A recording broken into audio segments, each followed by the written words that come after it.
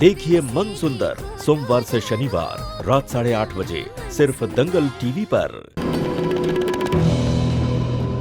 ओह God, मैं तो आगे आ गया।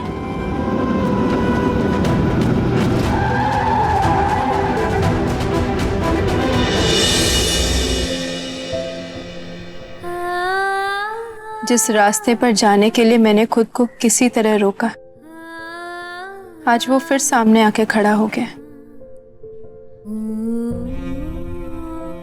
बिना खाटू जी की मर्जी के तो एक पत्ता भी नहीं हिलता। क्या पता ये भी शायद उन्हीं का कोई संकेत हो। तेरे पापा के रिटायर होने के बाद तू हमारे साथ उदयपुर आ तो गई, पर खाटू जी भी ये जानते हैं कि तेरी सांसें आज भी जयपुर में ही अटकी हुई है।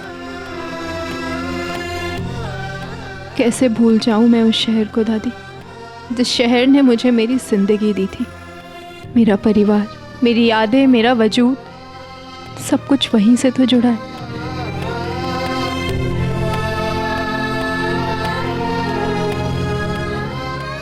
लेकिन दादी जी, उसी शहर ने मुझे ऐसा घाव दी कि मुझसे मेरा सब कुछ छीन लिया। मेरा सब कुछ बिखर गया दादी। बहुत मुश्किल से खुद को संभाला है दादी। वापस वहां जाके मैं अपनी चोट को हरा नहीं करना चाहती। वो घाव वापस हरे हो जाते हैं जो सूख गए हो, लेकिन जो घाव कभी सूखे ही नहीं, उनका दर्द कभी कम नहीं होता। हर घाव का निवारण वक्त के हाथ में नहीं होता। कुछ दर्द का निवारण हमें खुद को भी करना पड़ता है। जैसे किताब के एक किस्से के अंत के बाद नई कहानी शुरू होती है। क्या पता इस बार जयपुर में तेरी नई कहानी शुरू हो जाए।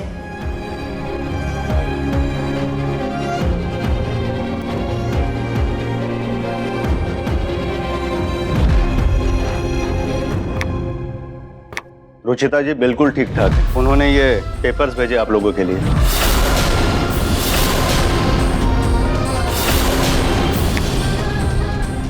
बेटा, रुचिता ने डिवोर्स के पेपर्स साइन करके भेजे हैं। मतलब वो इस रिश्ते से आजाद होना चाहती है, तो फिर तुम क्यों बांध रहे हो उसे? करने दो उसे नई जिंदगी की शुरुआत, वरना तुम्हारी याद में जिंदगी भर तड़पती रहेगी वो। बेटा ये लो, साइन करो। ठीक है माँ, रुचिता के लिए तो अपनी जान दे दूंगा, और वैसे भी रुचिता यहाँ होती तो आप कौन सा चैन से जीने देती उसे। एक बार इल्जाम तो लगा ही चुकी है, जिंदगी भर ताने मारती उसे, चैन की सांस तक नहीं लेने देती। इसलिए अच्छा ही है कि वो मुझसे दूर ही रहे।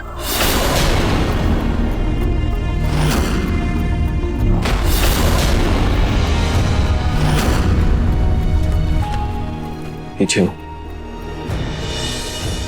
अब मैं और रुचिता ऑफिशियली अलग हो गए।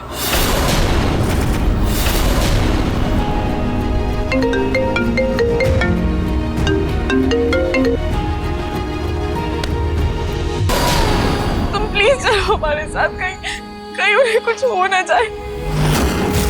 तुम चलोगी ना हमारे साथ?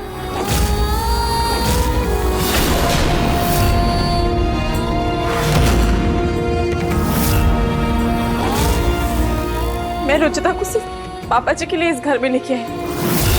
आप खुद ही सोचिए ना, अगर रुचिता सही समय पे नहीं आती और पापा जी को कुछ हो जाता तो। कुछ ज्यादा ही मनमर्जी नहीं चलाने लगी हो तुम अपनी ऋतु? तुम्हारी सास अभी जिंदा है, एक बार भी मुझसे पूछना जरूरी नहीं समझा तुमने? ऋतु ने कुछ गलत नहीं किया है पूनम। तुम इसे अपना सास होने का दर्जा दिखा रही हो ना। ये मत भूलो कि मैं भी अभी जिंदा हूँ। अगर रुचिता समय पर नहीं आती ना, तो शायद मेरा बेटा और तुम्हारा सुहाग हमारे बीच ना होता।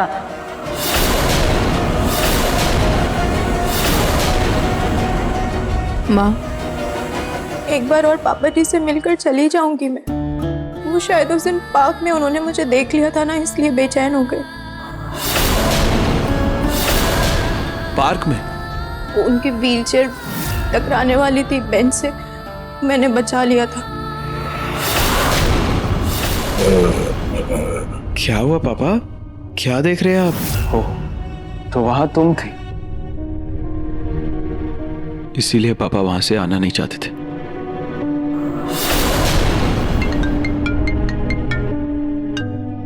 हेलो, क्या? ठीक है, मैं आता। वो डॉक्टर की गाड़ी खराब हो गई है तो मैं देख कर आता हूँ। रुचिता इस घर में रहेगी या नहीं, अब इसका फैसला डॉक्टर ही करेंगे।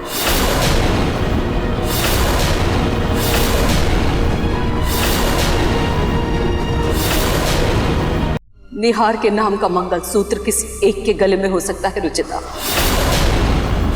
और अब इसकी हकदार सिर्फ आंचल है। इसलिए तुम्हें ये मंगलसूत्र उतार कर मेरी झोली में डालना होगा।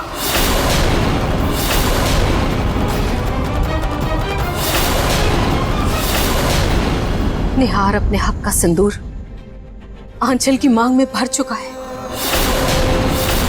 इसलिए तुम्हें निहार के नाम का सिंदूर अपनी मांग से मिटाना होगा।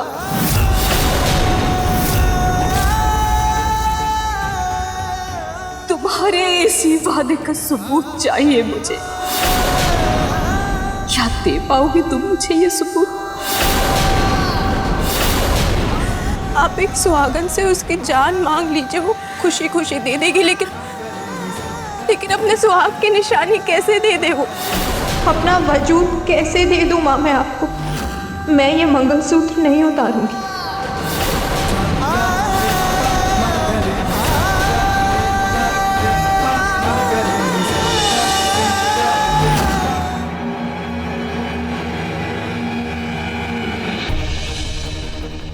मैंने तुमसे कितनी बार कहा कि मेरी बीवी बनने की कोशिश मत करो। अब कब तक ऐसे गुस्सा रहेंगे हुकुम साहब? अब तो गुस्सा छोड़ दीजिए। क्या रुचिता दीदी मुझसे भी अच्छा खाना बनाती थी? खुद की बराबरी रुचिता से करना बंद करो।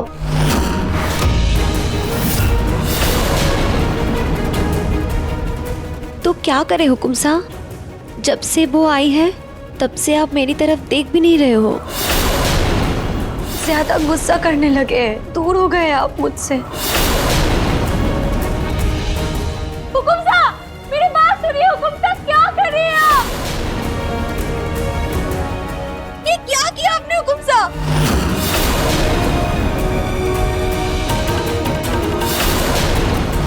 निहार जी इतने गुस्से में बाहर गए और अंदर आंचल चीख क्यों रही?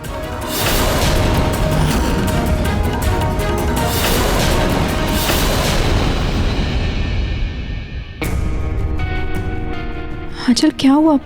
तुम चीखी क्यों? और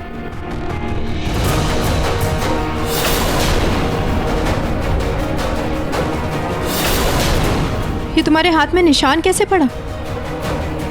क्या हुआ? ये शोर कैसा? हाँ?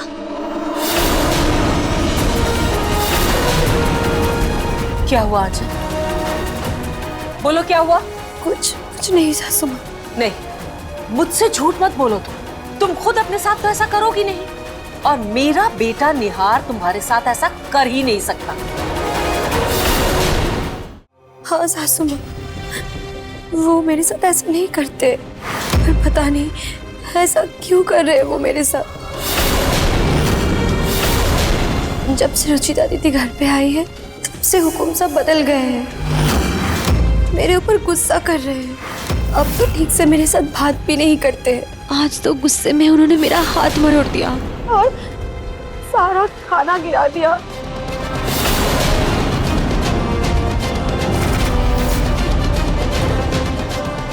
देखा तुमने? तुम्हारी जिद का भुगतान मेरे बेटा और बहू कर रहे हैं। तुम्हारी वजह से आंचल और निहार की जिंदगी में खुशियों की जगह गुस्से और झगड़े ने ले ली है। इन दोनों के बीच की दरार बन गई हो तुम। नहीं माँ, मैं निहार जी को बहुत अच्छे से जानती हूँ। वो कभी अन्न का निरादर नहीं कर सकते और किसी को चोट भी नहीं पहुँचा सकते। मुझसे भी कितनी बार नाराज हुए, लेकिन ऐसा कभी नहीं किया है मेरे निहार जी ने। मैं अभी उनको पूछती हूँ।